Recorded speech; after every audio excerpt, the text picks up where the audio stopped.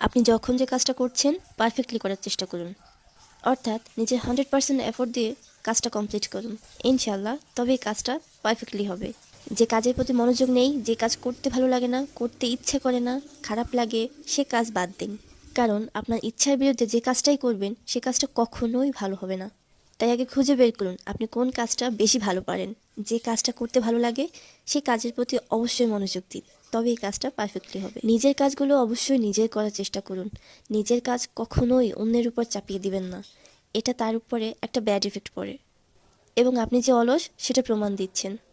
আপনার কাজগুলো আপনি করুন, যতই কষ্ট হোক। আপনার কাজগুলো আপনি যতটা সুন্দর করে করবেন অন্য কেউ সেটা কখনোই করবে না। তাছাড়াও নিজের ঘরের কাজ নিজে করবেন, এতে ছোট হওয়ার কিছু নেই। আপনার ঘরের কাজ আপনি করলে একদিকে ঘর যেমন সুন্দর থাকবে, ঠিক তেমনি আপনি মানসিকভাবে শান্তিতে থাকবেন। যত বেশি কাজ করবেন তত বেশি শরীরের ফিটনেস ঠিক থাকবে, আপনার কাজের প্রতি মনোযোগ বাড়বে, আপনি অলসতা থেকে মুক্তি পাবেন। পরিশেষে শুধু একটা কথাই বলতে চাই, আপনি যত বেশি পরিশ্রমী হবেন তত বেশি আপনি সফল হবেন। আর তাই নিজের কাজকে গুরুত্ব দিন।